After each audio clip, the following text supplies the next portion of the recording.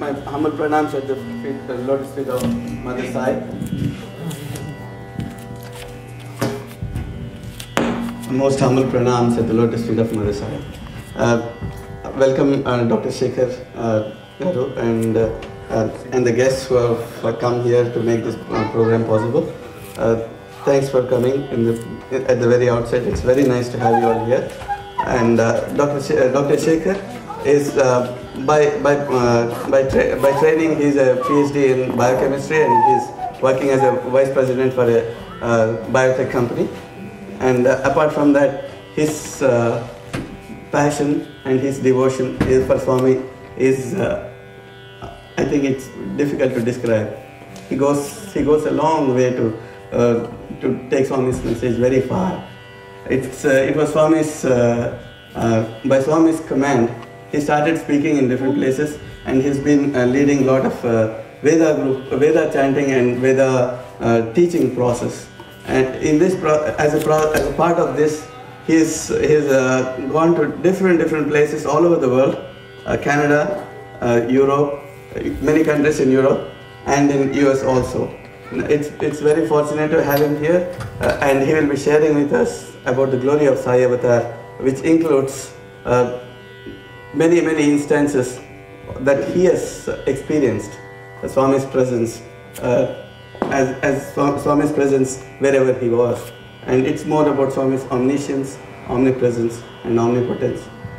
And through this omniscience, omnipresence, and omnipotence, Swami has given him a lot of messages of how a human being has to transform himself, has to reach his goal of reaching the ultimate, achieving the ultimate, the oneness with Swami himself.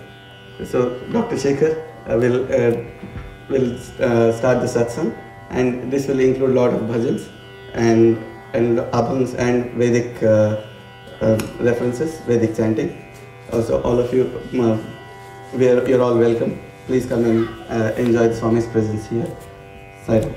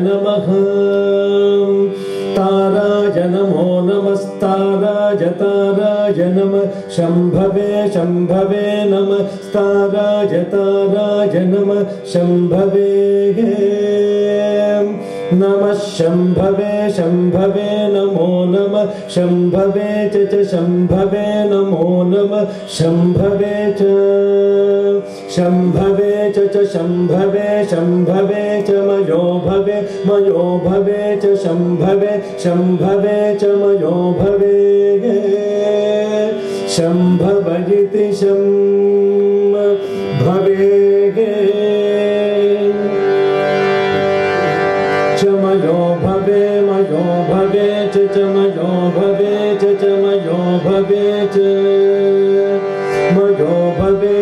मयो भवे च नमो नमश्च मयो भवे च नमः मयो भव इति मयः भवेः च नमो नमश्च च नमः शङ्कराय नमश्च च नमः शङ्कराय नमः शङ्कराय नमो नमः शङ्कराय च शङ्कराय नमो नमः शङ्कराय च शङ्कराय च शङ्कराय च मयस्कराय च शङ्कराय च मयस्कराय शङ्करायेति शङ्कराय च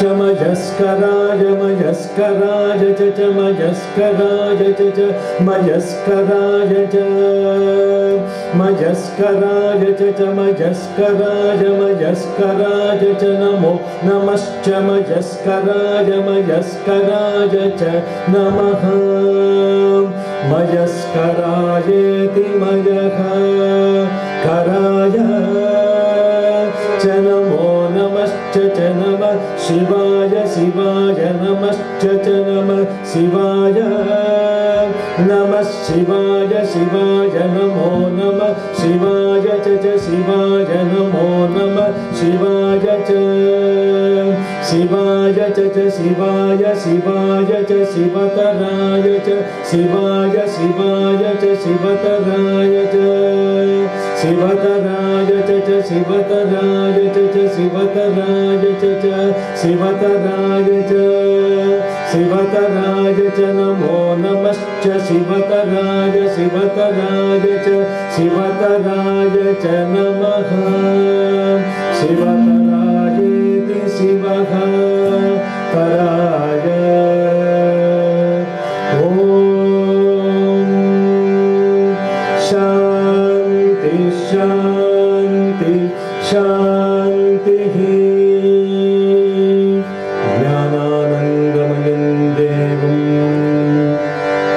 निर्मलस्फटिकाकृतिम् आधारं सर्वविद्यानां हयग्रीवमुपास्महे ॐ श्री हयग्रीवाय नमः शरदिन्दुविकासमन्दखासां स्फुरदिन्दीवरलोचनाभिरामां अरविन्दसमानसुन्दरास्याम् अरविन्दाननसुन्दरीमुपास्महे ॐ श्रीमहासरस्वत्यै नमः अन्तरानतिमिरोपशान्तये शान्तपावमचिन्त्य वैभवम् तन्नरम् उपशिकुञ्जरं मुखे मन्महे किमपि तुन्दिलं महः ॐ श्रीमहागणाधिपतये नमः गुरवे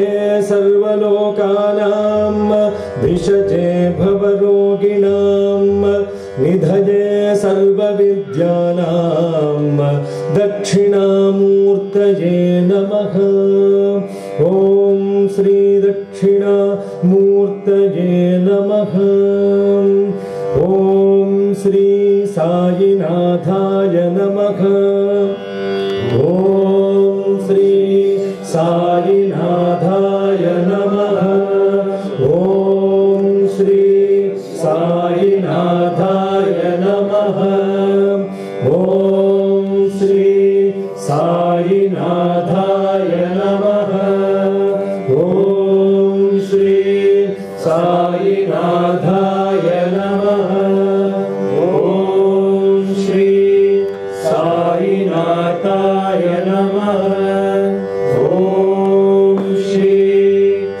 साईनाथाय नमः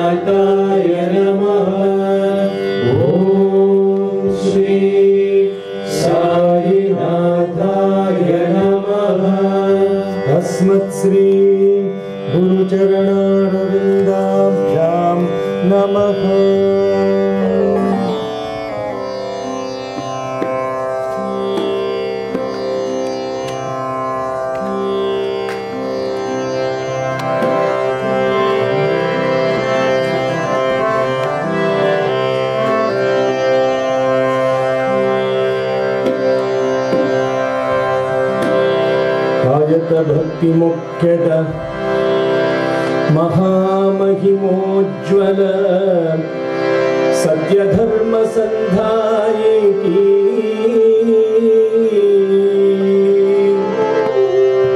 लोक रक्षण विधायिकी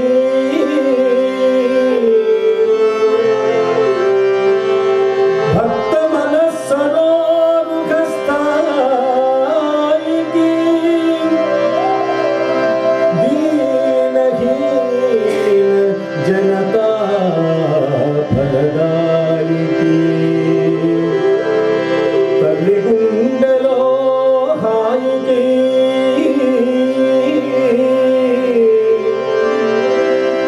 तल्लिगुंडलो हायिकी पुट्टपर्ति कलशाम्बुधिकी शायिकी सत्य सायिकी पुट्टपर्ति कलशाम्बुधिकी शायिकी सत्य सायिकी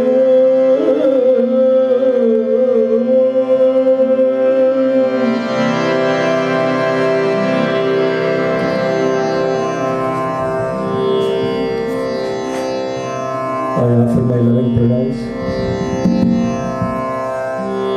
at the lotus feet of my dearest mother, father, friend, teacher, preceptor, guide, pal, dude, so many things that I can imagine and a lot more that I cannot imagine, even comprehend and imagine.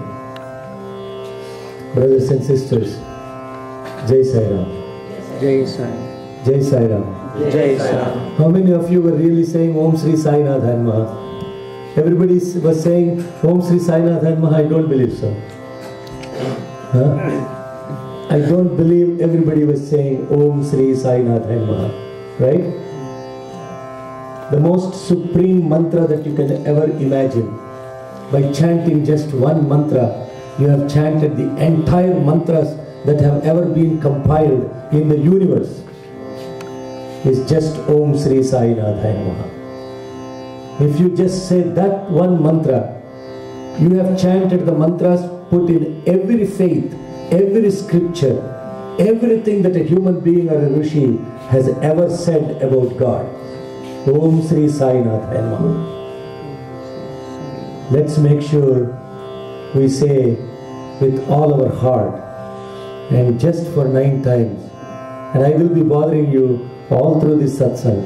I'll be literally a pain because I'll tell you why I am such a pain. Unlike what most of you think, what brother said is absolutely incorrect. You know, 2 weeks ago I was in Ottawa for the Mahasamadhi celebrations, Ottawa, Canada. And when we were clearing the immigration, the officer asked me the question, why have you come here? I said there is a celebration at the local Satyasai center and they have invited me to participate. And he asked me the question, where did you come from? I said, California. California to Ottawa? All the way? To spend 1 day in Ottawa? Why did they invite you here? What's so great about you that they invited you here? Don't they have local Sai devotees to give a talk? Why they have to call somebody all the way from California? Almost saying, are they crazy people? What is so great about you? What is so special about you that they called you? Is the question this officer asked me. And then I had to think. First thing he asked me, I was like perplexed, right? There's some sound that is coming when I'm speaking. Maybe you should reduce sensitivity and increase volume. Yeah. So when he was asking that question, the next question he asked me is, did you write any books on Sai Baba? I said, no. Did you release any CDs on Sai Baba? No. Then the questionnaire kept on going. Are you holding a power and position in the organization? No. And he was still asking the questions. Why are they calling you here? And I will continue to say, did you go to Sai Baba's college? No. Did you study in Sai Baba's school? No. Are you a celebrity in Sai organization? No. Why are they calling you? And I had to stop and very simply say, look, officer, it's simply His grace, nothing else. I'm nothing special, nothing that you are all thinking about. When somebody who is not special comes, what you have to do is, I am just a facilitator for this evening satsang, this afternoon satsang. And in fact, you're all wasting time here. So many other people are enjoying life outside in San Diego. Very beautiful sunshine, beach, everything is there. Why they should come to Sat Sai Baba satsang? Lot more fun to do outside. And who is Shekhar Boddupalli? Who cares anyway? Right? But I am very grateful you took the opportunity to come to this afternoon satsang. I am very grateful to Bhagavan for giving the company of all of you who are here. And when we are in this company of each other, unlike any other, because here is something that I do not want to do, that here is that all the kids say, okay, what's the spelling of satsang in English? Can you speak louder?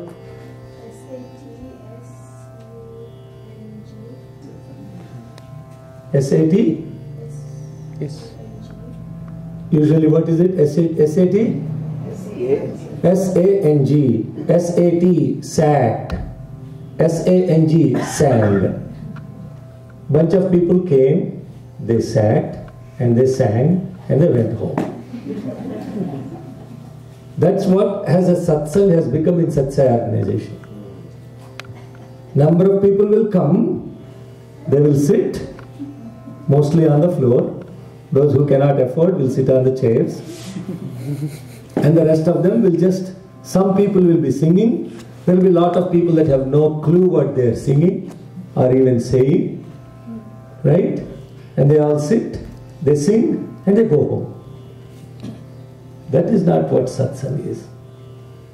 That is what it has become to be. Satsang really is collectively invoking the divine presence. Not one individual doing it. It's collectively invoking the presence of the divine so that the energy that is within us is amplified. You are all very blissed out today, very good food, yeah? Yeah. So it's very difficult to stay awake after a good lunch and the afternoon time. So, but don't worry, I'm not going to allow you to sleep or doze off. Because every one of us will be collectively offering our love at Bhagavan's feet. Not individually. As I said again, I'm not a singer. I didn't learn music from any guru. I'm not a Vedic scholar. I have not learnt Vedas from any physical guru. I have not learnt any scriptures, nothing. I am actually, I'll tell you, don't have any experiences in the physical presence of Bhagavan. None. Zero. Zip. In fact, the only ring Bhagavan gave me was ignoring.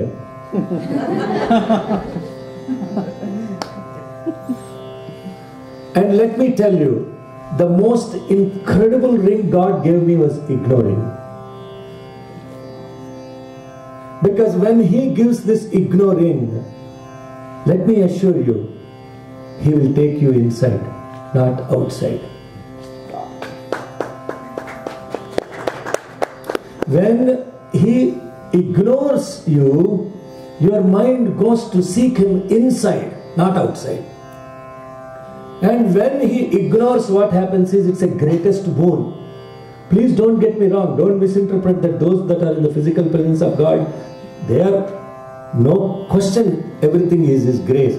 But the greatest grace is Bhagavan ignoring us. Why? Let me tell you, just like I am like one of those millions and millions of Sai Baba devotees, some of them, millions of them, did not even see him physically, but they adore him, they worship him, they have pointed faith that he is God and only God. Now, if I sit here and tell you all my physical experiences with God, that is of absolutely no relevance for you. Why is that of relevance to any one of us? I sit here and say, oh, Swami called me for interview. In that interview, he materialized a ring. He did Upanayana for my son. He did marriage for my daughter. He did this, he did that. How is that of spiritual significance to any one of you sitting here? Is it? In fact, what it causes is somebody to actually feel bad. At least one person in the audience will be thinking, oh my God, how come I did not get that? I went to Sai Baba for 30 years of my life. He never came and he saw me, he talked to me. How did that happen? Is he partial towards some people? Does he only give interviews to VIPs? Does he only take care of those that sit in the veranda? All these questions will come. In fact, the most important thing that we have to do, brothers and sisters, at this time and age, is to invoke the glory of Bhagwan Sri Satya Sai Baba.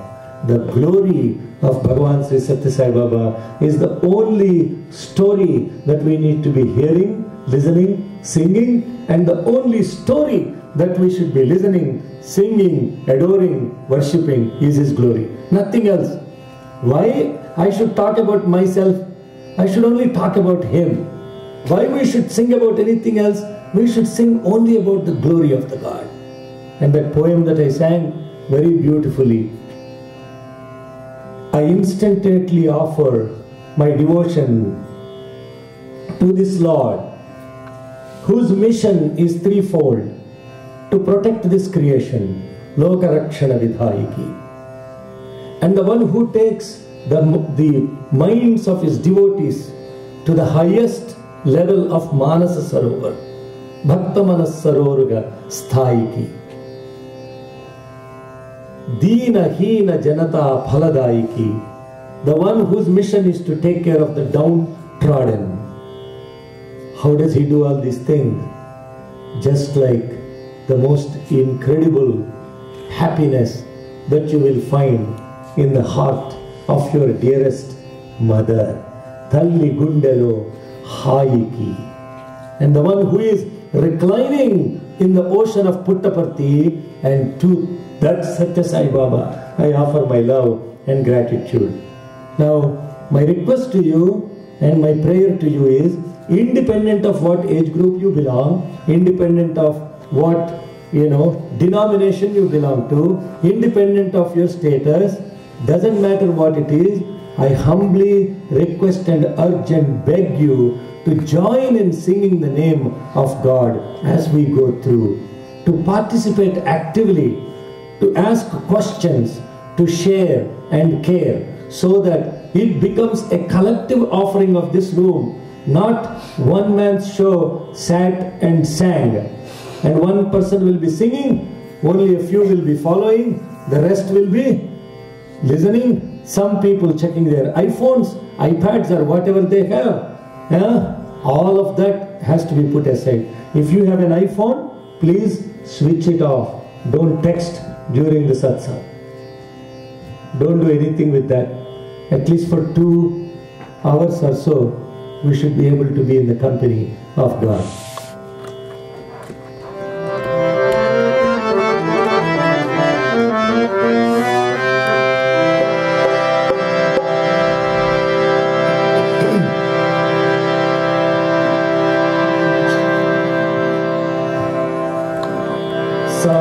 Smrami Gananatha Manatha Bandhu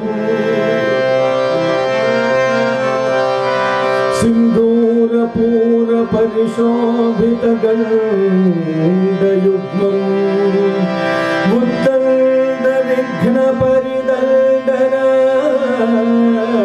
Kanda Daldam Akadaladi Sunanayaka Brahmandavandam.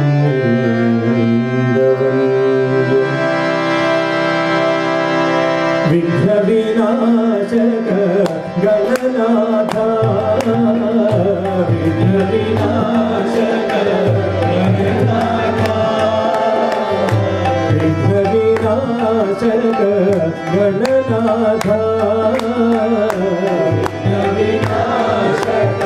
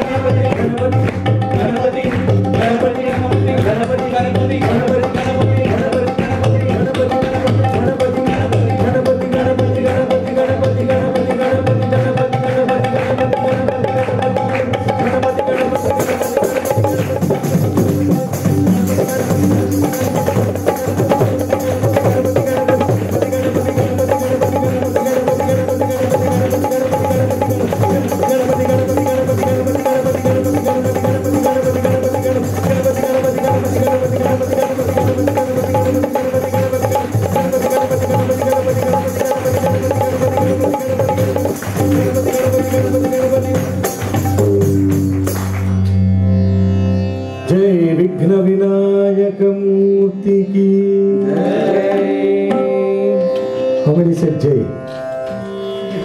3 out of how many people are here? There are very few.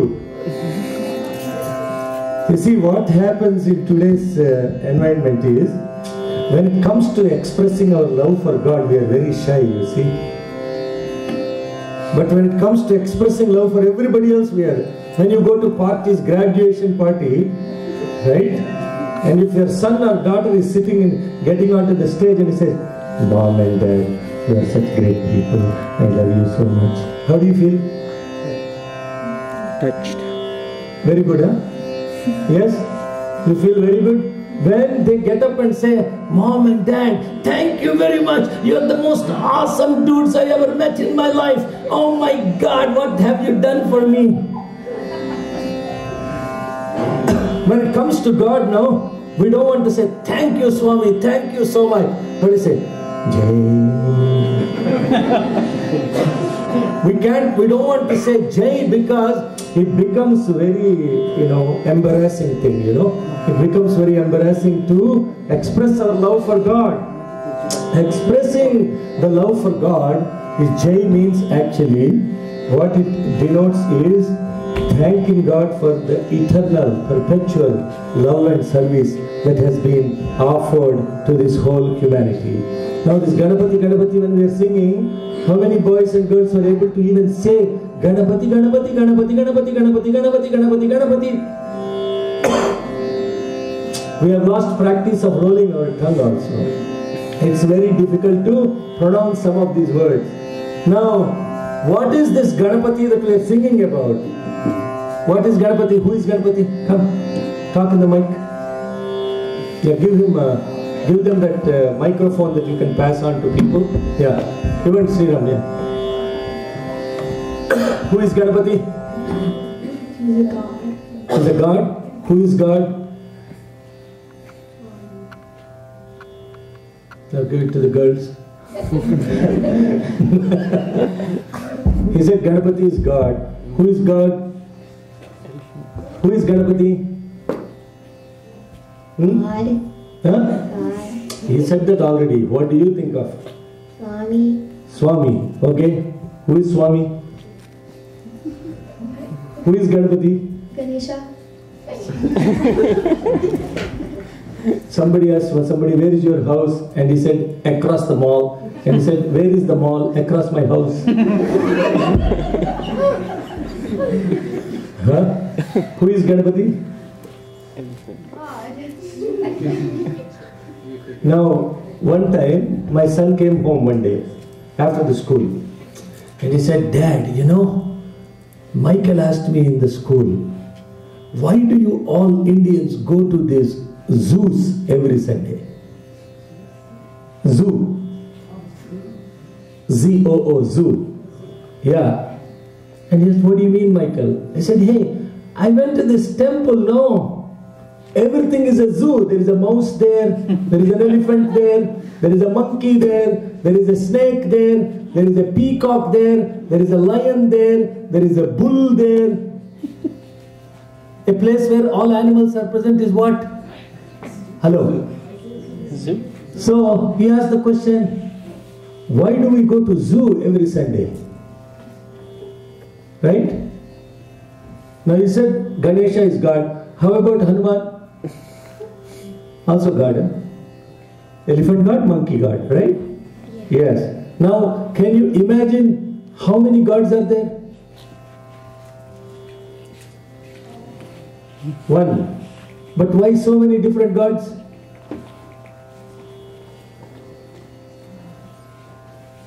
Somebody said like this. Why so many gods? 33 million gods. And now you see, it's very interesting, these gods that we go to the temple and see.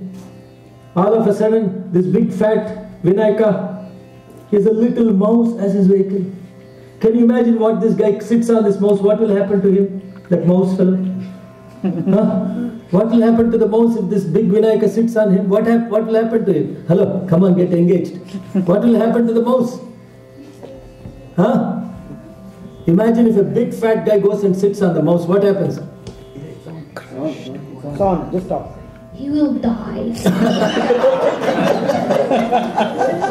Now what's the point of this big fat guy having this little vehicle called the mouse? Why? Why?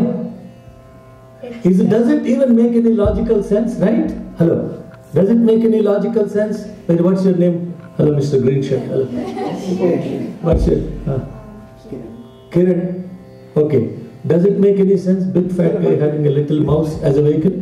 All the kids come to the front. This satsang is for you. All the adults we have given up already. Come.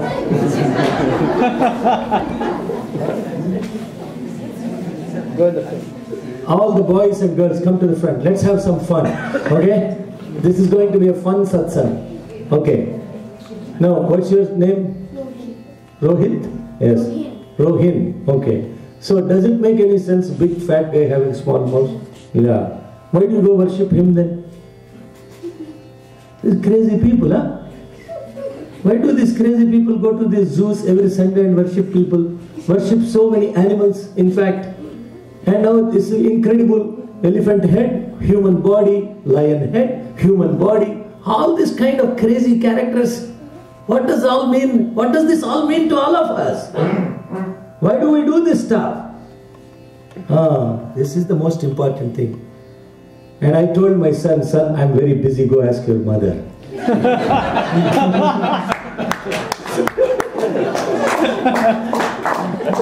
And he went and asked the mother, and the mother said, son, look, I have to cook, go do Google search. And he'll go on to Google search and will put big fat fellow with a small mouse. Why do we have to worship him? Why do I have to worship this guy? What's the big deal about it? I asked the same question to Swami. Come on, this doesn't make any sense. Then he started saying something interesting. You know, Swami asked the question, if you have to go to internet, right, on a computer, what do you use to browse?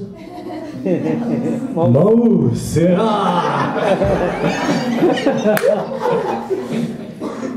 You use a mouse to browse the internet, and Swami said even before Steve Jobs thought about a mouse, Ganesha had a mouse. He doesn't sit on it, but he uses to browse the internet.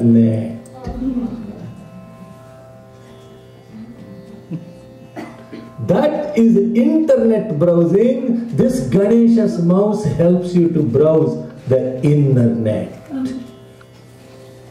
And when you go onto this internet, what are the first three W's? For three letters you said? W? Three W's. Okay. What does this stand for, three W's? World Wide Web. And Swami said, this World Wide Web that you are searching on the internet is all about three W's. Human being is completely engaged in three W's. The entire agenda of human being is three W's nowadays. The first W is woman, the second W is wealth, the third W is wine. Woman doesn't mean like woman. Woman stands for desire. Wealth stands for arrogance. Power stands for arrogance. And wine stands for intoxication, ego. Desire, ego, power, arrogance. When you use the internet world is all about the three W's. But the internet also has three W's, he said. The first W is work, second W is worship, third W is wisdom. Okay, what are the internet W's, Kiran? Internet. Forget internet now. Yeah? This conversation is internet. First start with W's. First W is work. Second W is Worship. Third W is wisdom.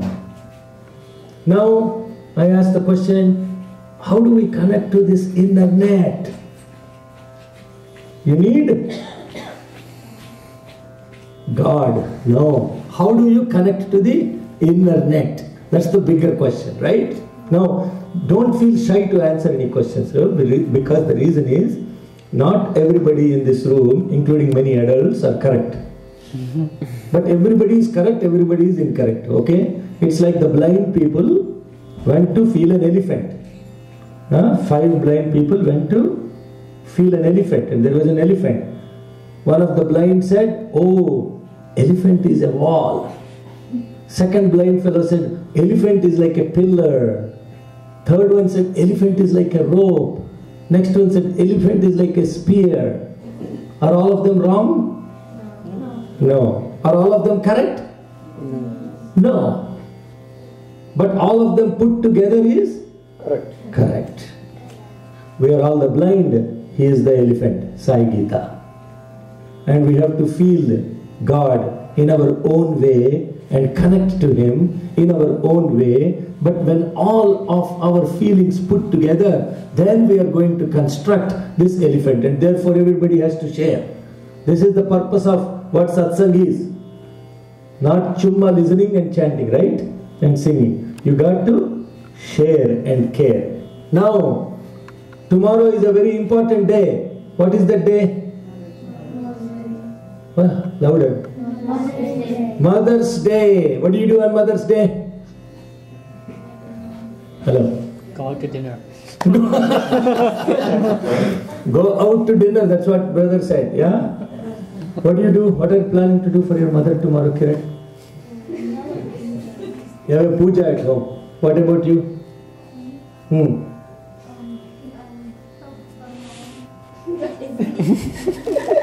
You do it only on one day in a year? Only one day we worship Mother? Mother is remembered only one day in a year.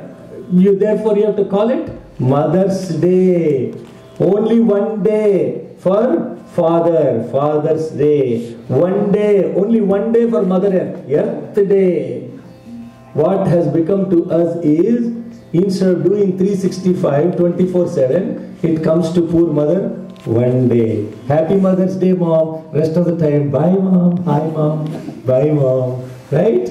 Now, what is the concept of this, context of this mother? That's what we need to connect to. Okay? Let me tell you what Swami has said about his own mother. Who is Swami's mother? Ishwaramma. Yes. When did we celebrate Ishwaramma Day? Last Sunday, yeah? Last Sunday, right? May 6th is Ishwaramma Day. Now what did Swami say about his own mother? In his own words. I'll tell you what he said about his own mother in his own words. Swami said, it is because of the greatness of Mother Kausalya. Who is Kausalya? Yes? Very good. Give him a hand. Yeah? Instantaneous. Yeah. Rama's mother. It's because of her Rama became a god, Swami said. It is because of Mother Sita. Who is Mother Sita? Rama's wife. Who are the children of Mother Sita? Man, you are fully connected now. Very good. You should get to the front seat, huh? Okay. Love and Kush, they are both the twins. And those two twins were great poets. They sang the story of Rama very beautifully. And Bhagavan says, it's because of the Mother Sita that Love and Kush, the twins, became such great poets. It's because of Mother Jijia Bai. Now this is a little tough question for you. Rohin. Who is Jijia Bai now, above 15-year-old? Who is Jijia? Mother of the great warrior Shivaji. It's because of that great mother that Shivaji became such a valorous, great king. In fact, Jijia Bai goes and prays to Durga Bhavani, Tuljapur Bhavani, and gets a sword, and that sword is given to Shivaji to go fight and stop the invasion into his kingdom. And then Swami says, it's because of Mother Putali Bai. Gandhi's mother. Wow, very good. He's connected, complete. Now, let's give opportunity to for others, okay? Yeah. And who is Mother Putali Bai? Who is she? He just said, Gandhi's mother. And it is because of Gandhi's mother, Putali Bai, that Gandhi became a Mahatma. Do you know the story how Gandhi became a Mahatma because of his mother? No? Who knows the story? How Mother Putali Bai trained his son? Now we'll go 15 to 34-year-old. Bird story. Yes. I know that one. You know that? Okay, take the mic, give him the mic. Saram, I said all of you are going to do the satsang. I'm going to facilitate, ask questions. Yes, share. So what happened was like the mother only eats if the bird chirps or something. So once, like one day, the bird didn't chirp, so Gandhi went outside and chirped like a bird so that his mother could eat. And then when the mother ate, Gandhi told her that he was the one who chirped. Instead of the mother being happy, she hit him instead or something. That's okay. Yeah. She corrected him. And what did she say? Don't lie. Yeah. And because of that, Gandhi, that incident, became a Mahatma. From that point of time, Gandhi never lied in his life. He's an embodiment of truth and dharma. Now Swami goes on to say in this beautiful poem of his own words, he says, it is because of Mother Ishwaramma I became world famous. Can you imagine God saying that? God said he became world famous because of Mother Ishwaramma.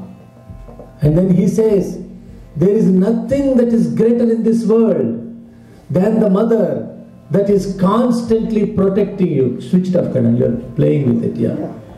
Yeah. So, and he says, Amma are the first two letters that everybody utters. Those two letters, Amma, are equivalent to the life of an individual.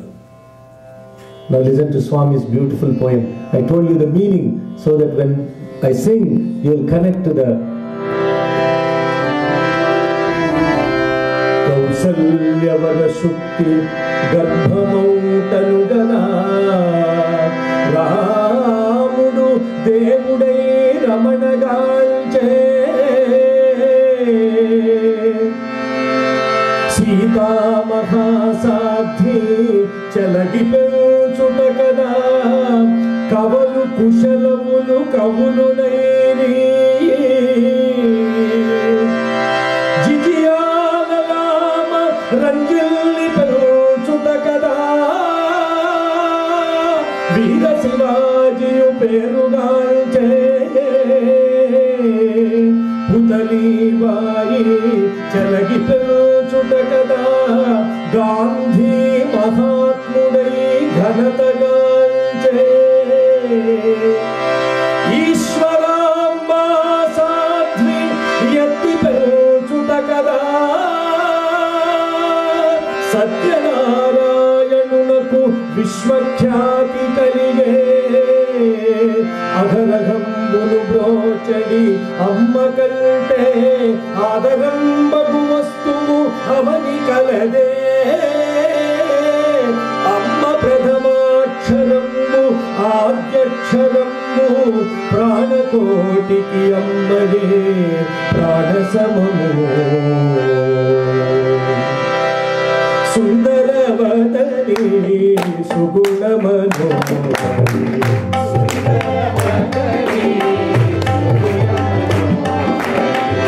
Sundaravadani Sugunamanodari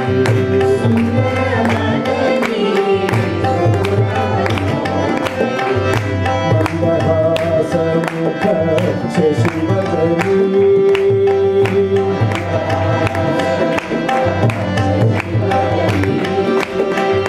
Chandana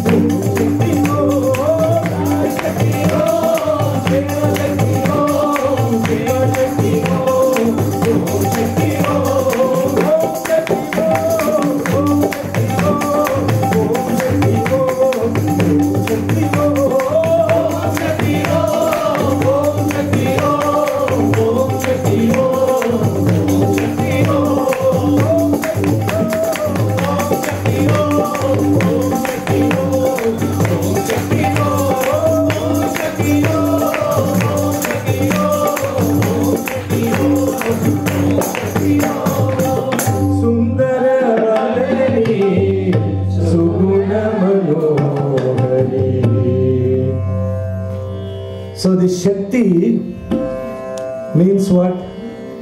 Energy. Today what you find in the world is a lot of allergy, not energy. Everybody has allergy. How do you invoke this energy within you? The energy is present everywhere. Now if you look at this bhajan, how many different ways this energy manifested? The manifestation of the energy is what is called Vyakti. The word Shakti means energy. When the Shakti inside us becomes patent, it's called Vyakti. Shakti and Vyakti. And how this is manifested? First of all, the one who gives us this Shakti manifestation is the mother that carries us in the womb. The very first process of us getting this Shakti is through the mother in the womb. And therefore, this Mata for the body, the Deha Mata, she is the one that first nurtured and cared and caressed for the body to get this Shakti become what is latent to become patent. And when we are actually looking at what Swami is saying is, in the context of what he was saying is, my mission became sublime and expressed because of the mother Ishwaramma. And the very first point of us receiving the love is in the womb of the mother. Now this love I was singing, no? Sai Shakti Om, Shiva Shakti Om, Prema Shakti Om. Energy is all over the place. Energy is the only thing that exists. And the energy that is there gets manifested into two different energies. Now I'm not talking any big spirituality here, fundamentals of physics. What are the two energies that come from the main energy? Only two energies. Now this is a little bit difficult for the less than 15-year-old. Two energies. Young adults, come on. Kinetic and potential energies, yes. The potential energy is the energy in which all the energy is latent. Kinetic energy is the one that takes the latent energy and makes it patent. This potential energy is called Shiva. The kinetic energy is called Shakti. That's all it is. Shiva Shakti doesn't mean some big guys, hanging around, chilling out in Kailas. All that stuff. Energy is just basically manifested as potential energy and kinetic energy. In scriptures, they referred the potential energy as Shiva, kinetic energy as Shakti, Mother. And now you can imagine, without the divine love, these two energies won't come into existence, and that is through only completely love of the divine that these two energies get manifested, and they keep interchanging with each other. Potential energy is present in everywhere. This has potential energy, this has potential energy, a rock has potential energy, everything has the energy in them, potential. But when it is expressed through a living organism, through a flower, to a tree, to an animal, to a human, that energy has become basically manifested into something you can feel, you can touch, you can see, you can hear. Now you can connect to that energy. And this is through love. Now this love is a very big word. One time I asked Bhagavan, what is this love, Swami, love? Everybody says love, love, love. What is this love? And Swami kept on saying two words 5 times. Live, love. Live, love. What is the spelling of live? Louder. L-I-V-E. What's the spelling of love? L-O-V-E. What is the difference? I-N-O. And then Swami said, if your life is all about I, it is live. If your life is all about O, others, it is love. How simple that is. How simple it is to understand. If our life is all about others, it is love. If our life is all about me, my house, my car, my children, my father, my this thing, my that thing, my job, all the time I, that is living. All the time about others is loving. And I was sharing this with SSC children last year, Mother's Day, in San Jose. All the children had a satsang on the Mother's Day. Many more children, 8-year-old all the way to group 4. And one 8-year-old sitting in the front, she raised her hand, I got it. You know how they're excited when they connect to something. Not like adults, When the kid connects to something, they want to jump, they want to share. But when we connect to something, we are like, keep it for myself, no sharing. When God gives you knowledge, it is not to keep it with you. The knowledge is given to you because it has to be shared. Wealth is given to us because it has to be shared. And only through sharing we will be caring. So she said, I got it, I got it. I said, what did you get? Then he said, that's why, uncle, in the word mother, there is other.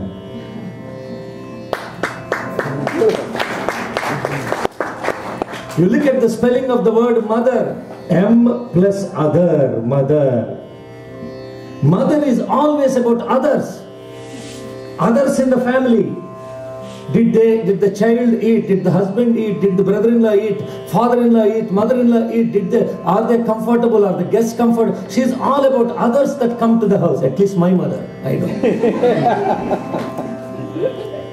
Never cared about herself.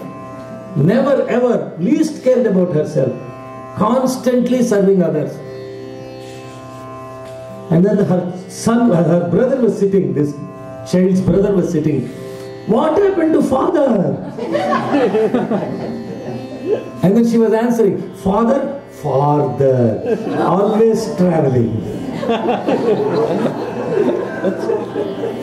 Mother is here and now. Mother is here and now. Father is farther, always traveling, right? Now you see, very simply put, even the words that we use, just the word mother, how beautifully this child just connected to that. The words that we use have profound spiritual meaning. But we simply use these words. They become part of our mechanical process. We never stop to think, what is the word that I am using? How is this word connected to my spiritual growth? So, the context of the mother that we are talking about, the mother who prays for just her family is the mother of the family, but the mother who prayed for everybody else in the town and in the universe is Ishwaramma. Because Mother Ishwaramma never went and asked Swami, Swami, give me this, give me that, do me this, do me that. Mother Ishwaramma went to Swami and first thing she asked is, Swami, in this little village of Puttaparthi, the women don't even have a good labor ward, Swami. They don't even have a good place where the women can deliver babies. Can you put a labor ward in Puttaparthi? This is what Amma asked. Bhagavan said, yes. And he started a general hospital. What general hospital? 2 super specialty hospitals. They came because of who? Ishwaramma. Oh Swami, all the children are walking so far away for the schools and all, Swami. Why don't you start a small school in Puttaparthi? What does he say? Yes, I will start a school. Ishwaramma, primary school, high school, college, university, 2 universities. Now you see how a simple ask of the Mother Ishwaramma became such a huge mission of Bhagavan, right? What's the other thing she asked? Last thing, I'm giving you clues, yes? Water. She said, Swami, when you were a child, you used to carry water from so many miles. And in fact, she noticed the calli on his shoulders. That's how much water he was carrying every day. And then, please start a boring well in Puttaparthi. What boring well? Boring well is boring. He said, I'll start a huge water project. More than 3,000 villages. How did it come? Because of Mother Ishwaramma. So when Bhagavan is saying, it's because of my mother, Ishwaramma. She is not an ordinary mother. Mahasadhvi. Ishwaramma is a great chastite woman that always asked for others, others, others. And so much so, Yanta Gopayintivamma Sadhiro Ishwaramma Yavaru Satileru Neeku Jagatilona Devudavama Yanta Gopayintivamma Sadhiro Ishwaramma అడిగితే అంబరాన్ని దించడా ముంగిటని సుతుడు అడగకనే ఇచ్చువాడు అసలైన దేవుడు అంబరం నాకొద్దు సంబరం నాకొద్దు ఊరివారి సౌఖ్యమే అష్టైశ్వర్యాలు చీనీ జీనం సంబరాలు నా కంటిది ఎంత గొప్ప ఇంటివమ్మ సాధ్విలో Eshwaramma. Now when you look at the glory of Satya Sai Avatar, the glory of Satya Sai Avatar came into manifestation because of one individual, Mother Ishwaramma. How did she conceive Swami? Little children, we tell the story. How did Swami come into existence? Do you know what happened, the story with Mother Ishwaramma? Near the well. Near the well, yes. Who knows the story? No? Nobody knows? Yes.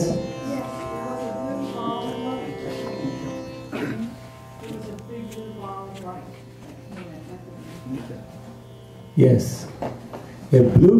A big blue ball of light entered into the womb of Mother Ishwaramma. And that's how she conceived Bhagavan. And now you know how long she kept that secret with her?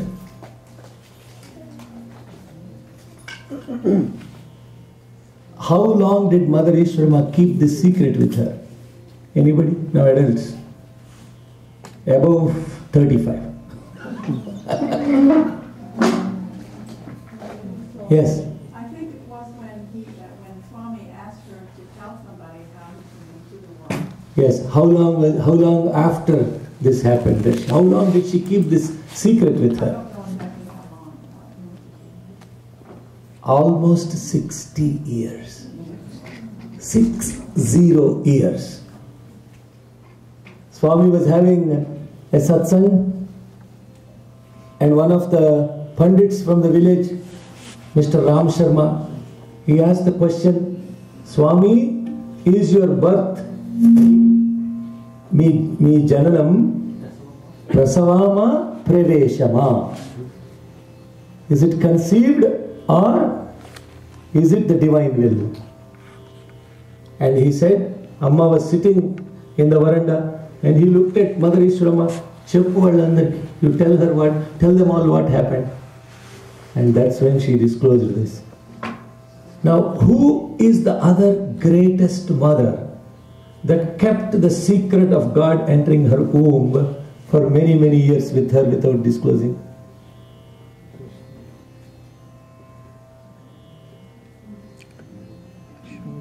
Mother of Jesus? Yeah, there you go. Mother Mary. They are the only two that kept the secret for the longest time. And both incredibly devoted mothers. If you have to learn devotion and love for God, the first one is Mother Mary and the second one is Mother Ishwaramma. Mother Mary's love for Jesus. Now can you imagine what these ladies have gone through in their lives? Can we even comprehend what they had to go through in their lives? How did Jesus get conceived? Who knows the story of Jesus? Come on, quick, fast. No? Hello, come on. Yes, take the mic. Let's talk about Mother Mary just for a few minutes. They were Mother Mary and Joseph. They were like walking, and they were like on a horse or something. And suddenly, like Mother Mary had to have like Jesus, and Who came and told her? They were not even married at that time, right? Yeah. They just knew each other or something.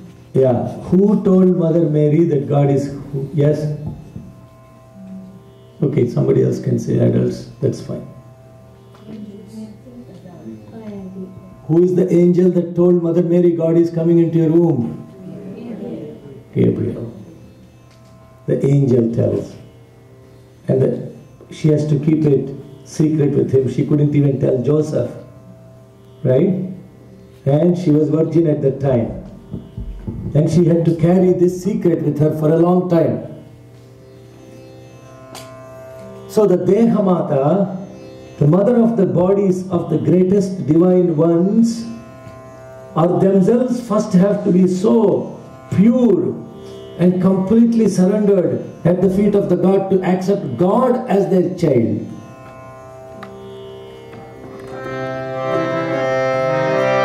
I am one with the heart of the mother. I am one with the heart of love. I am one with the heart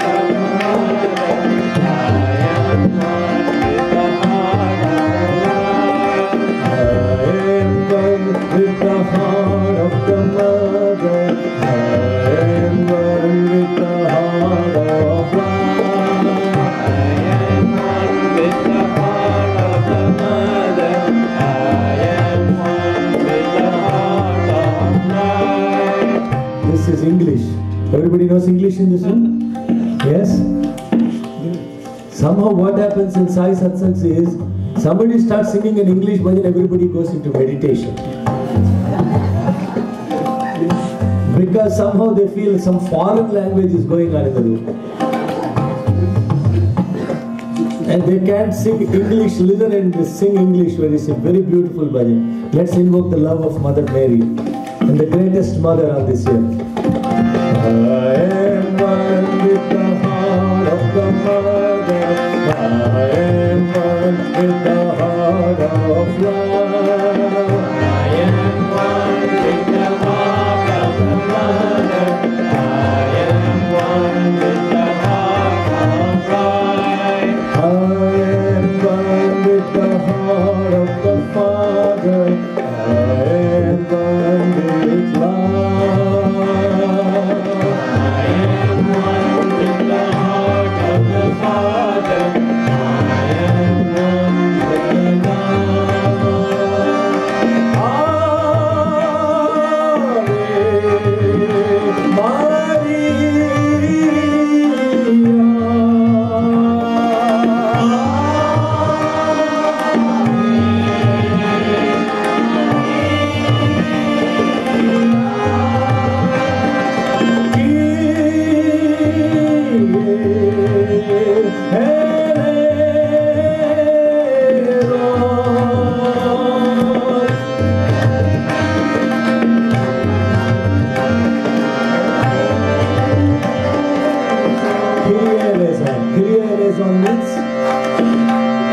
Let's adore Christ. Huh? Christ have mercy. Yeah. Kyrie eleison. Christ have mercy on us. Kyrie eleison.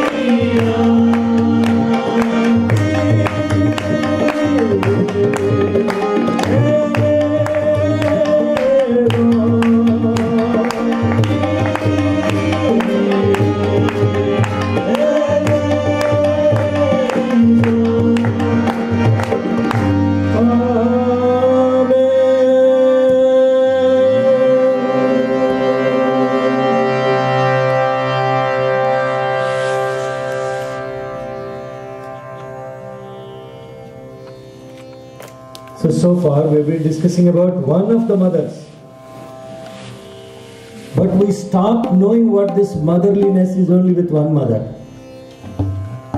The mother that just gave us this birth. That's all we think the mother is. But actually the motherhood, the mother of this body is only one of the many, many mothers that we have. And last weekend I was talking to the SSC children about on Ishwaramma Day. Who is the second mother that we can think of when we say mother? Huh? Mother Earth, yes. Everybody across the world, when you say what's the next mother, it's Mother Earth. Why is the earth called mother? There's nowhere else to live in a human body and nothing else sustains us like the earth. Can you say it one more time? Because there's nowhere else to live in a human body and there's nothing that sustains us like the earth with breath and water and food and inspiration. Exactly. But mother means about others. What is the sacrifice that she makes like our body mother? She gives without ever asking back. In fact, even before we are hugged by our body mother, Mother Earth hugs us. Understand the concept? How? By breathing our air. No. Because if she doesn't hug us, we will fly away. Gravity. It's the gravitational force. If Mother Earth doesn't hug us, we won't be able to even walk on this earth. If the Mother Earth doesn't take care of us, how is she all about others? Because of the value called Kshama, forbearance. Incredible amount of forbearance. There is nothing in this cosmos as forbearant as Mother Earth. How is she forbearing? Now you see, here is the concept. The way of living, what we call as Sanatana Dharma, is all about looking at everything around us and connecting it to the divine. This is spiritual living. This is the art of living. This art of living starts with recognizing that everything about our living is coming from something else outside, not inside. Isn't it? Yes? Where is the water that we are drinking? Where is it coming from? Outside. Where is the air we are breathing? Outside. Right? Where is the food we are eating? Outside. Where is the space we are living? Outside. Where is the fire that is burning? Outside. In fact, Mother Earth is called forbearance because imagine who will tolerate so many people just thumping on their feet except Mother Earth. Who will allow you to do that? Who will allow somebody to spit on them? Who will allow somebody to excrete on them? Who will allow somebody to dig into them? Who will allow somebody to do all the atrocious things that we are doing to her? Who will allow that? Imagine if I ask you to lie down, I will spit on you. Will you allow me to do that? Mother Earth allows us to do that. Out of her infinite compassion and love. To treat her as simply a planet is a foolish way of living, but to call her, in fact, the way of living is, even before you dig into the Mother Earth, you pray to her and then only you take her permission to dig into her. In fact, as a matter of fact, before you step onto her every day morning, if you take permission, touch her and say, Amma, please forgive me. I am going to step on you. If you do that, that is the real spiritual way of living. That is what the Sanatana Dharma calls for. Every suktam that we chant, Bhumir Bhumna Dyaur Varina Antariksham Maghitva Upasthete devyadite agrimannadamannadhyayadadhe ayangau prushnirakramidasanan mataram punaga pitarancha prayansuvaga trigum saddhama vilajati vakpatangaya shasriye pratyasya vaghadhyubihi. This is the chant of Bhusuktam. And when we are chanting this Bhusuktam, Bhumi is the one, the Mother Earth is the one that is giving what basically is responsible for sustenance of our being on this earth. In fact, Bhagavan's avatar came into existence only because of Mother Earth's prayers, not because of anything else. The preceptor Venkavadhuta tells Kondavaraju, the grandfather of Bhagavan Sri Sathya Sai Baba, Mother Earth is crying, God is going to be incarnating in your clan, be prepared. I never understood what this meant for a long time. And only in 2011, during this Swami's hospitalization, etc., I had a beautiful experience. And in this experience, Swami was asking me the question, Hare, who is Satyabhama? Who is Satyabhama? Anybody knows here? Huh? Krishna's wife. How do we know her in the mythological scriptures? If somebody says Satyabhama, how do you relate to her? Arrogant. What else? Selfish. Pompous. Huh? Isn't it? Hello, to all those of you who know the scriptures, right? In the movies, how do they show her? Mirajala galada nayanati pratavidhana mahiman satyapati. How is he going to get over my command? I am commanding Krishna. That's what she says in the scriptures. So Swami asked the question, will anybody construct a temple for such pompous, arrogant queen of Krishna? Yes or no? Hello. Somebody is like this, somebody is like this. In India, we don't say this or this. Yes or no? Yeah? Will anybody construct a temple for such a pompous, arrogant queen? No. But there is a temple constructed for her, you know where? In Puttaparthi. And Swami asked me the question, how do they think of constructing a temple for Satyabhama? Only one temple exists for her, and that is in Puttaparthi. And he asked me, do you know why? I said, how do you know, Swami? Excuse me. When he asked, do you know why? You never reply, right? Be silent. Because he's coming up with something significant. And he said, because of Satyabhama, I came to Puttaparthi. I said, Swami, I don't understand. He said, Satyabhama. And then he said, Satyabhama is Mother Earth. Satyabhama is Mother Earth. How do I know that? Oh my God, Swami, what are you saying? I don't understand. How is Satyabhama Mother Earth? Then he started telling me the whole story of Narakasura. Deepavali, we all eat nice sweets and all that stuff, but we don't connect to what's the real spiritual story behind this Deepavali. And Swami started telling me the story of this Satyabhama. And then Swami said, look, if you are going to a very important office meeting, board of directors meeting, and your wife says, where are you going today? And I say, I'm going to board of directors meeting. Can I also come with you if she asks? What will you say? No. And then Swami said, Krishna was going on a war. Satyabhama asked, where are you going? I'm going to a war. Can I come with you? He said, yeah, come with me. And then he went, she took him, she went with him to the war. And who killed Narakasura? Satyabhama. Right? Now Swami asked the question, look, doesn't Krishna have the power to kill Narakasura? Why he took Satyabhama with him to kill Narakasura? And then I said, Swami, this is very interesting. I never connected to this story. Please tell me more.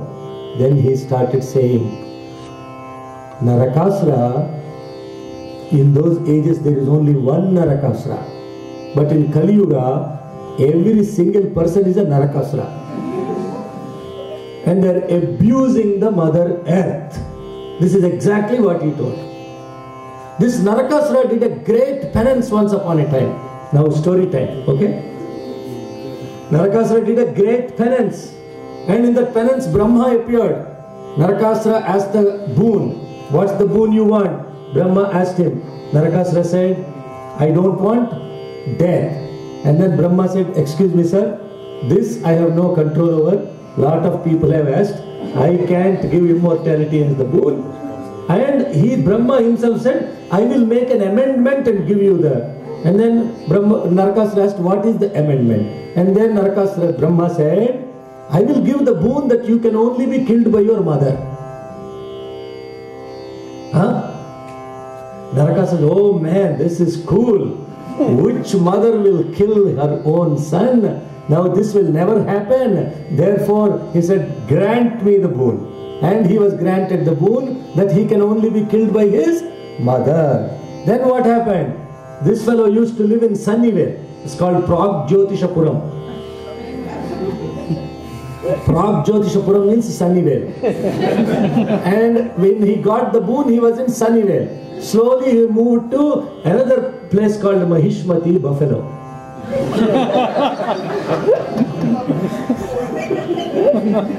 Okay? From Sunnyvale, he moved to Buffalo. Who will do that? Only foolish people. Sorry. Anyway, when he went to Mahishmati, there was not much light there. Anyway, it's very cold. And he became very tamasic. And in this tamasic nature, he started doing all kinds of crazy things. And many thousands of years passed by. Suddenly one day he remembered, oh my God, the boon that I got is that I will be killed by my mother. This was thousands of years ago. Now I don't know who my mother is going to look like. And he started going into the kingdom and catching hold of every single girl, taking her and putting in the prison. So like this, 16,000 girls were imprisoned. And people used to go, and as soon as Narakasura come out, what they will do? They lock their home and turn off the lights, and it will be darkness in the kingdom.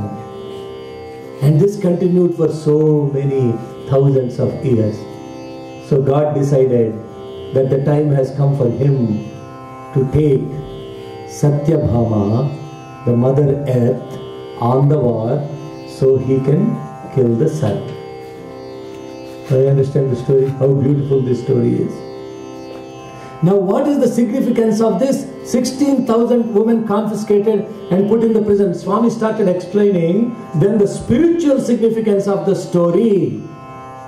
Human beings used to be worshipping the Mother Nature, adoring the Mother Nature. Mother Nature is the only one that they worship. Mother Nature is the only one that they worshipped, means every single part of the life, like I was saying, from getting up in the morning, touching the Mother Earth and saying, Amma, thank you for allowing me to walk.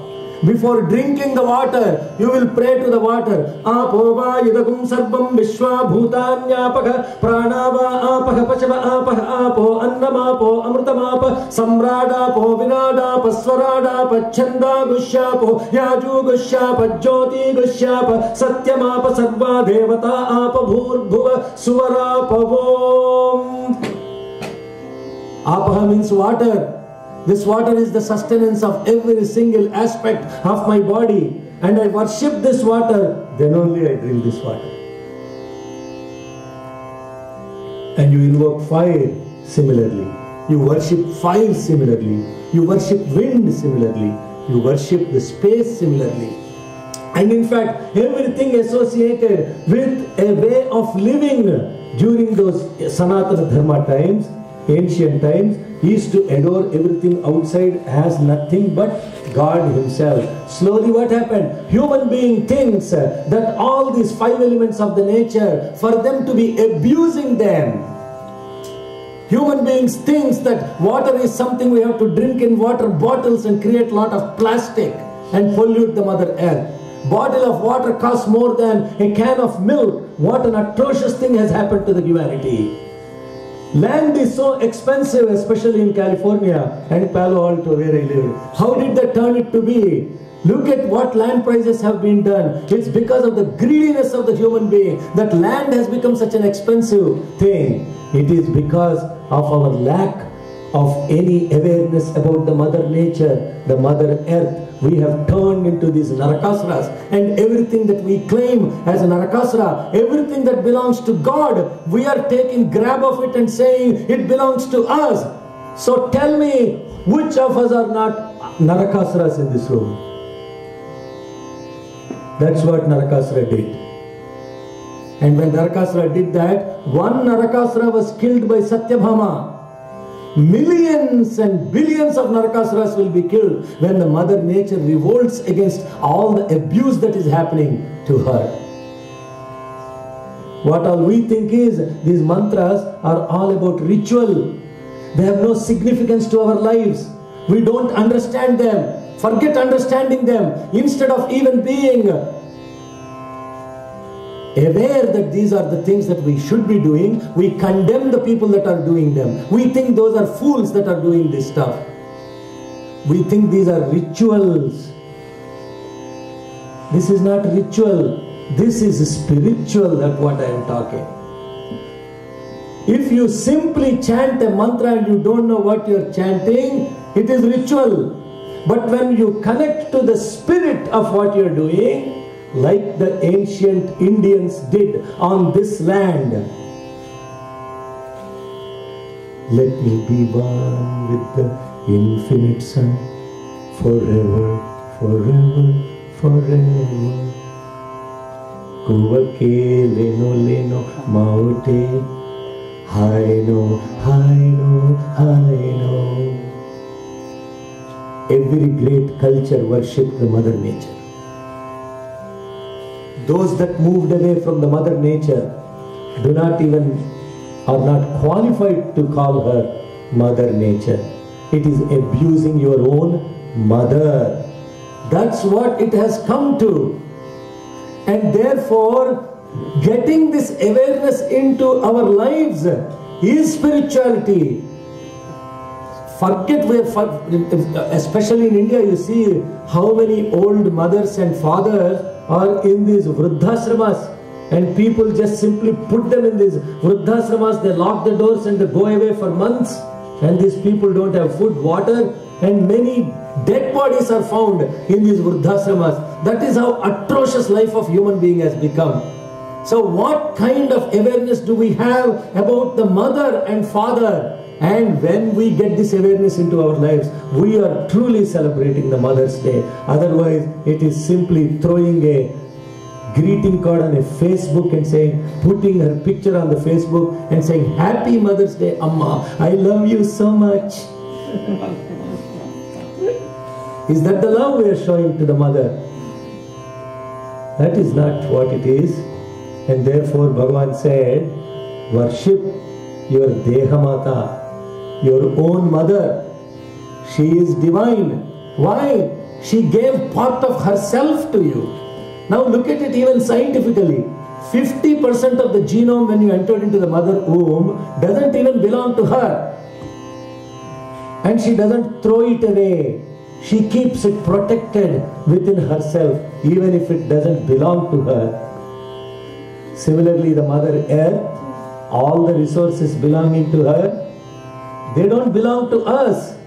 They belong to the Supreme God. So coming back to the story of Satyabhama, Swami was saying, this Satya means truth, Bha means light, Ma means mother that gives the wealth.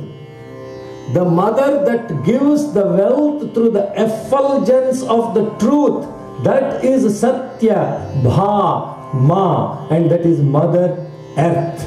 And when she prayed, saying that, Oh Father, I am suffering, all the children are abusing me, they don't even revere me, forget reverence, they don't even care about how to take care of themselves, take care of what is around them. And that awareness, when it is gone, God has declared to say, hey, these people have to learn about another Mata, and that Mata is Veda Mata. When you know who Veda Mata is, that's when you will know who Mother Earth is, Bhumata is. In order to know who Bhumata is, Mother Earth is, you need to know who Veda Mata is.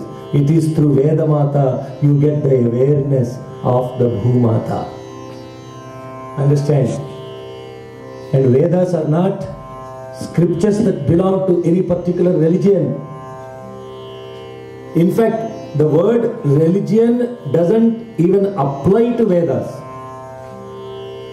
If you were to say the theory of relativity belongs to some Western fellow, like law of gravity is discovered, like Bhagavan says, law of gravity was discovered by who? Where is the little Rohit? Law of gravity was discovered by who? Isaac Newton, Sir Isaac Newton, right? How did he discover law of gravity? Apple fell on him. But you know, actually law of gravity was discovered by Sir Menon in Kerala. He was sitting under a coconut tree, the coconut fell and he died and he couldn't report it.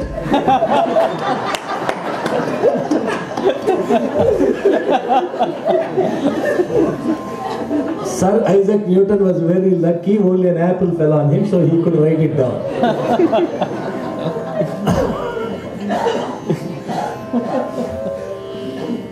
Are you all bored? Huh? Am I bothering you?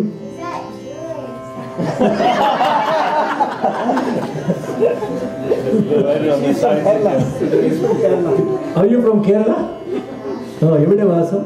No, no, she's not from Kerala. Okay. I thought it was Arati. Okay. So who discovered? So because Isaac Newton has discovered law of gravity, did law of gravity exist before Newton or not? Yes, otherwise people would not have walked on the earth, no. And because Isaac Newton discovered law of gravity, does it mean that law of gravity exists only in the Western world? It's everywhere, yeah, try running off a big building in India, you will know. Right? Now you ask the question, these laws of nature are the ones that are described in the Vedas. It is incredible how they are explained. So much so that when you start connecting to this, then you will understand, oh my God, what an awareness this is about spiritual living. Until then we were simply thinking. In fact, in Florida, I was doing a satsang in October and I was asking, what is prayer? And one boy raised his hand and he said, yes son, what is prayer? Uncle, a prayer is something which a lot of people say, but nobody has any clue what they are saying. How appropriate that is. Oh, how beautiful he said that. They have no idea what they are saying. Huh? We are simply chumma chanting. While we are chanting this, we have no idea. Now you ask the question, somebody, like in Ottawa, somebody asked me this question, but lot of people do that, but does that mean that it has that they should only know the meaning and chant? No, no, no. That's not what it means. In fact, I asked this question, Swami, what happens if I don't? Because when he asked me to teach the Vedas in California, in the Bay Area, Swami asked me, when he came in front, I said, Swami, we're going to start the very happy Bangaru. Andariki baga ardhamayela cheppu. He said, explain very well the meaning of what you are telling and then explain it to them. I said, explain the meaning? First of all, I don't know what this means, right? I have no clue. And Swami, I don't know Sanskrit, I said. And Swami said, Sanskrit? What is that? I said, Sanskrit, what is this? Oh, immediately I realized I made a mistake. Swami, naku Samskritam radu. I don't know Samskritam. Then he said, yes, Samskritam. Ademaina language, huh? He asked, is that a language? And I said, oh, what is he asking now? So I said, I was just looking at him, right? And then suddenly he says, if it is a language, who speaks it nowadays? If it is a language is something in communication, right? English is a language, German is a language. actively used by people. And he asked, it is not language, Bangaru, it is action. And he said, Krutam means to do. Samyak Krutam is Samskrutam, to do it together, to come together and to do it together. This is not language, it is action. Instead of this getting into this action, we fall into reaction, analysis, paralysis. We start questioning. We have no clue what it means. Then I asked Swami, Swami, what is Veda? Then he said, Veda, Deva. Veda, Deva. 5 times he said. And then he asked, what is Deva? He said, Deva means God. Who is God? Where is God? What is God? How is God? He started all these questions. I can't say anything. You have to just shut up and listen. Okay? Then Swami said in Telugu very beautifully, Telusukonanta varaku deva, telusukunna taruvata Veda. Until you know it is God, after you know it is Veda. And that's how the entire mission of what it is to know starts. What is it that we have to know? How is it that we have to know? What is to be known? To know that by knowing which you shall know everything. That is what you need to know. And how do we know that? It is through this art of living. The art of living would ultimately lead to heart of loving. The final goal is heart of loving. The starting point is art of living. What is this art of living? The art of living is to know that there is heart of love in everything that we come across, and this is Veda. Because Veda is all about worshipping Mother Nature only, nothing else. Only 2 things exist in Veda: creator, creation. No third reference. There is nothing called I in between. Human doesn't even come into picture. Prithvi Shanta, Sagnina Shanta, Same Shanta, Suchagum Shamayatu, Antarikshagum Shantam, Tadvayuna Shantam, Tanme Shantagum, Suchagum Shamayatu, Dyau Shanta, Sadityena Shanta, Same Shanta, Suchagum Shamayatu, Prithvi Shantir, Antarikshagum Shantir, Dyau Shantir, Disha Shantir, Avantara Disha, Shantir, Agnish Shantir, Vayu Shantir, Aditya Shanti, Chandrama Shanti, Nakshatrani Shanti, Tirapashantir, Oshadaya Shantir, Vanaspataya Shantir, Gyau Shanti, Raja Shanti, Rashva Shanti, Purusha Shanti, Brahma Shanti, Brahmana Shanti, Shanti Reva Shanti, Shantir Me Astu Shanti. How many Shantis are said in this mantra? There is no Shanti. Manushya Shanti, nothing is described. No human being Shanti described. Everything described is around us. Why is that? Because when everything outside of us is peaceful, we are automatically peaceful. When everything outside of us is peaceful, P-I-E-C-E-F-U-L, we will also be piecemeal. So, the context of what we are talking is the knowledge, the Veda Mata, the mother that gives us this awareness of living. This Veda Mata is the one that connects us to this Mother Earth. Anybody has any questions, comments, please raise your hand. Because as I said, we'll sing one bhajan before we get into the next chapter. Anybody has any questions? Yes.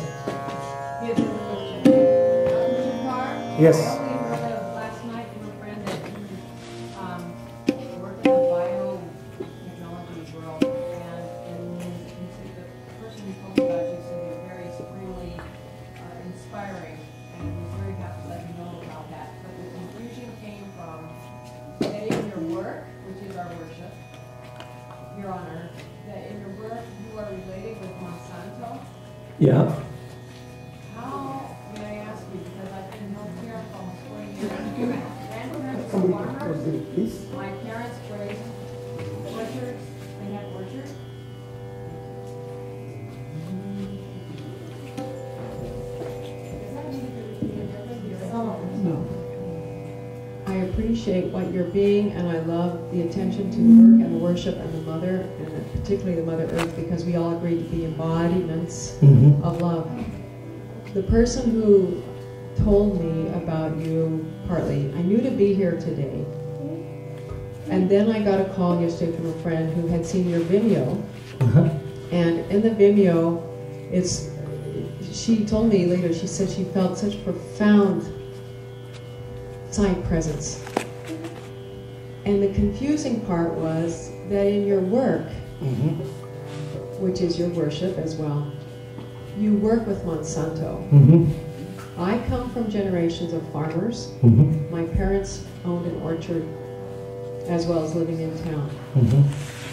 In my 38 years in Summit and healthcare, I'm incredibly aware of how the destruction of Earth is happening, including the political laws now being put in place just this last couple of months to protect Monsanto from tearing the world apart with Roundup and with other poisons, and with practices of hiring private investigators to go out, private detectives to take note of what the farmers are doing and come in and take them to court to not allow them to save their own seeds. I got it, sister. Let me cut to the chase. So your question is what I am talking about protecting the Mother Earth, conflict with my job and the company I work for. That's the bottom line. It's been very difficult to be here today, wanting to have the supreme. I will explain to you. And living practically. Sure. In fact, I think the confusion is that there is a lot of activism about how biotechnology can be harmful and all the noise about that. I will tell you one simple example. We can talk offline. I will give you more details about that. I come from India. India just 10-15 years ago was the 20th exporter of cotton in the world. And I come from a place called Guntur, where the farmers spray incredible neurologically toxic pyrethroids on cotton crops that would cause incredible damage to the cattle, pollute the groundwater, and also leads to a lot of neurological problems. Today, India is the second largest exporter of cotton in the world. The amount of pyrethroids that are sprayed on the cotton fields have reduced almost 1,000-fold. The quality of the material is incredibly great because of one technology, and that technology is adapted by 98% of the farmers who produce this crop for India. We can sit and talk about how this helps or doesn't help. Everybody has their opinions. I don't want to turn this satsang into a political issue here. What I am trying to mention is sustainable agriculture is what I am really talking about. SAI, Sustainable Agricultural Initiative. This sustainable agriculture comes from 3 parts. The first part is conserving the resources of the Mother Earth. Second part is producing more for the people that actually require more food than ever. I can tell you, when Norman Borlaug started the Green Revolution, there were a few people, politicians in the UK that said that should be stopped. What if people in India die? Who cares? And Norman Borlaug went and started Green Revolution anyway. That saved the lives of billions of people in the third world. So, second aspect of it is people require more food to be produced. If you look at the map and see how much the African parts of the world do not even get food to eat, they require technologies of drought tolerance. They require technologies that would require usage of much less water. They require technologies that would help them produce food, which mostly is grown by women. Because of a few small percentage of activists that talk rubbish, Do we prevent these technologies to get to the hands of the people that deserve it and that need to be producing it? 95% of the people, for them, food is not a choice. 95% of the people, food is a fundamental right. The activists that talk about all the technologies have no right to talk about food becoming not accessible to the people in Africa, in India, in China, and all these countries that require these. These nations require new technologies. For heaven's sake, don't get carried away by the 1% of the people that are luxurious people that want all kinds of expensive food and all those things. We need to have open-heartedness. Mark Linus is the guy. I request you to go look at the video of Mark Linus, who is a very proactive environmentalist that gave recently a talk in Oxford Conference of Environmentology. And listen to him and he will say, he apologized to the entire world that he prevented technologies to get access to the people that need them. When 4 ship loads of corn was getting exported to Somalia, European nations stopped those 4 ships of the corn to be delivered to these nations, and they stopped, and many people died with hunger in Somalia. What right do they have to stop these people get access to this corn? They require food, and this food on this nature cannot be produced with the current agricultural practices. Only 2% of the arable land will be available. There will be billions of people that would be requiring food. The current technologies will not allow us to produce food to the extent we need to be producing food. I'm not talking about whether genetic modification is the right thing or wrong thing. I'm not talking about that. I'm talking about 3 fundamental aspects of pledge of Sustainable Agricultural Initiative, SAI. Number 1, conserve resources. Let us adapt technologies that conserve natural resources, land, water, and allow them to be produced more under conditions of drought, salinity, and under areas where they have to be produced. Number 3, let us improve the lives of the farmers. My mother was picking cotton at the age of 4 in the Dust Bowl of Oklahoma. Yes. And it's a very hard life. I've been in drought. I've been through starvation personally, and I know what it's like. And that's why I'm not at all for what the UK did. What I do in my, you ask me, how does it come? What I do in my life, I will tell you. I am responsible for R&D of making vegetables more nutritious, healthier, and tasty, so that people will eat more vegetables because they are tasty and they can be produced everywhere in the world and imported into the United States of America. That is what my job is. What my job is absolutely no conflict with what I talk about Bhagavan's mission. There is one thing about Bhagavan's mission: sustainable agriculture. And what I do in my life is absolutely no conflict. None of the vegetables that I work on are anyway genetically modified. Even if they are, I'm not apologetic about it. I'm a scientist by training. A scientist has to be open-minded in adapting new technologies. If not, what happens is we will still be asking doves to send emails to everybody. So technological adaptation is no conflict with spiritual life of an individual. In fact, the technologies that we're talking about are most highly spiritual people like an Einstein. So there is this misnomer in heads of the people that if you are technologically savvy, that you are spiritually a less soul. That may be true for majority of the people, but that's not always the case. What I do in my life is I work with a number of vegetables, and I am making tomatoes taste better, melons taste better, broccoli more healthy, onion to be produced all around the year with mild flavor, so that my Western brothers and sisters can enjoy that onion, unlike me who come from India who love that hot onion. So what I do in my life is no conflict. But thank you for asking that question. I appreciate your courage and candor in asking that question. And I know in my heart, and Swami knows more than me, that what I do in my life, in fact he showed me the path to where I am 8 years ago. And I don't want to bore you with all of that stuff. that's not my, as I said, this satsang is not about me. This satsang is about our collective offering to Bhagavan. Does that help you answer? Thank you very much. Govinda Krishna Vitthale, Venu Gopala Krishna Vitthale.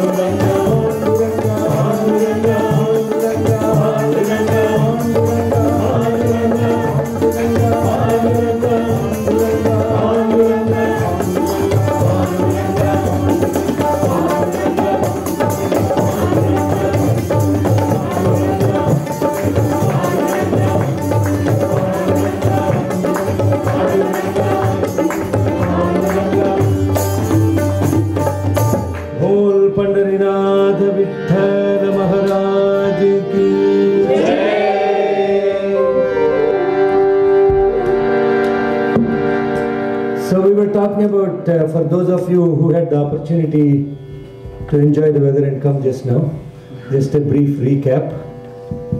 We are talking about the different aspects of mother. And the first mother we were talking about is the mother of this body. And the mother of the body, we were talking about two role model examples. Mother Ishwarama, and the second one is Mother Mary. And the second mother we were talking about is Mother Earth.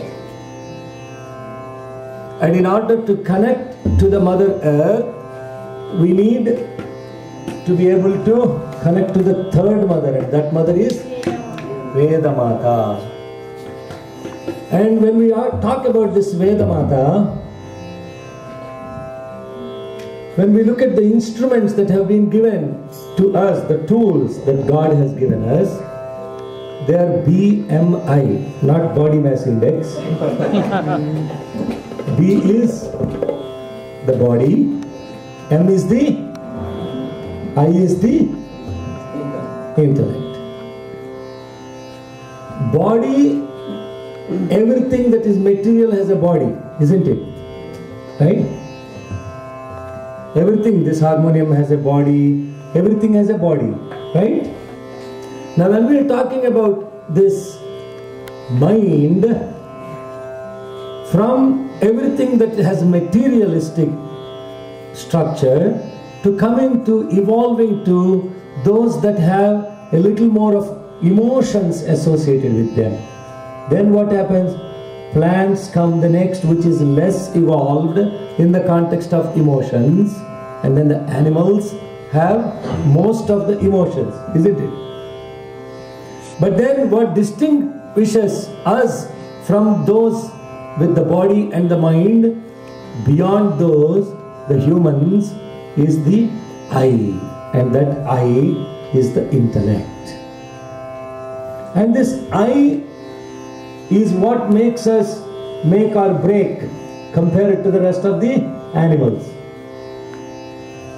Now you ask the question, these three tools, as we are talking about, help us receive knowledge, process knowledge, and convert it into awareness. Hello, everybody following so far? Yes. Now, what is it that gives us ability to receive knowledge? Through the body. 5 things that help us receive knowledge through the body. Senses. What are those? It's common sense to know all the 5 senses. Okay. What are the 5? Yes. Touch. You go to the highest one first. Taste. Okay, food is very important, yes. First one is seeing. Next is hearing. Next is smelling. Next is tasting or speaking. Yes, tasting and speaking. See, this was 2 functions. Very important. Right? And the last one is feeling. Yes, touching. How do you use those? Basically determines how your thoughts are basically channeled. You get knowledge through these 5 things, right? Imagine if you don't have both seeing and hearing, what is world going to be? Who is the person that didn't have this and this? Can you think of? Yes? Helen Keller, yes. What happened to Helen Keller? You know the story of Helen Keller? Little bit, yes. You can take the mic. See, I want these girls and boys. Yeah. She was homeschooled, like, by a lady who was also blind once, and that lady like taught her like how to like feel and like how the outside world was and stuff. And she taught her the senses. And so how did she connect? So go back. Helen Keller could not see or hear when she was like after she was born. Yeah, few few months or even few days after she was born, right? I don't, yeah? Few years? Like she was 3 years old. 3 years old. Really? 3-year-old? I don't think so. No, she was a few months, she got measles right?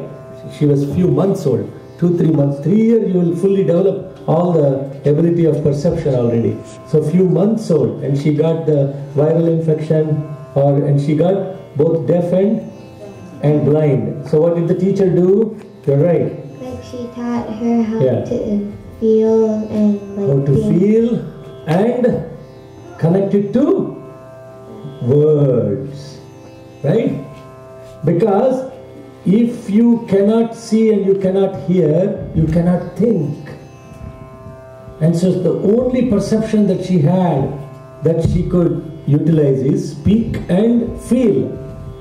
So then what happened? Yes? Like, because she couldn't like hear or like see, she taught her to speak by like feeling her lips and how it was moving. So what was the first word that she spoke? Okay. Water. She went and she was pumping the water. She got so frustrated with Helen Keller that she put her hand under this boring pump. She was pumping, and she was trying to write on her palm. And finally she said, water. And once she connected to that, then she was able to connect to the whole universe. In the spiritual world, we are all Helen Kellers. And the miracle worker is Bhagavan. He is working with us through millions of lives, trying to help us feel the spiritual connection, what is already within us. And for this, the ritual is important. Imagine if the ritual was not there of Helen Keller constantly writing on her hand, constantly trying to get that ritual, grinding into the ritual. Finally, one day, that ritual connected to that single word water, and the whole world of language opened up for Helen Keller. So when we think about this Vedamata, yes, ritual is a part of this, because through this ardent ritual, one day you will be able to connect to this ritual and say, one word will pop up in your head and say, oh my God, that is what this means. And the whole spiritual wisdom opens up. Until then, you got to keep doing ritual. You understand? You can't say suddenly, oh, stop writing on my hand. Helen Keller would not have gotten that knowledge. But what we think is we're bored of this ritual process. Huh? It's like this ritual and spiritual. If you take the words, spiritual, there are 2 words in it. What are the 2 words? Yes? Spirit and ritual. Exactly. Spiritual is a 9-letter word. Ritual is a, how many letters? 6. Spirit is 6. If you simply have spirit, you are not spiritual. Not this spirit. Huh? Not wine but divine is what we say, right? No wine, only divine. Okay? So, the divine is what we are talking about. Is like a current. He's spiritual. He's spirit. And spirit is there everywhere. But the spirit is expressed through some tool. Like current is expressed through some tool. What's the current doing? Through this, it's giving light. Through this, it's giving... Hello, this is a fan. What does this give? Yeah, wind. Through this, it's giving... See, the same current, isn't it? Is the current different? No. What is different? Those are different, isn't it?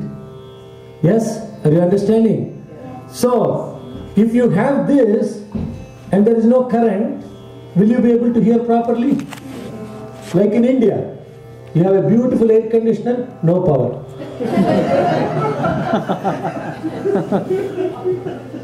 Then what happens? You can't enjoy, right? If you have one and you don't have the other, life is meaningless. You have this and no power, then the sound doesn't come, isn't it? Right? Similarly, if you only have the spirit and you don't have the ritual, the spirit won't get expressed. If you simply sit and say spirit, spirit, spirit, spirit, nothing happens.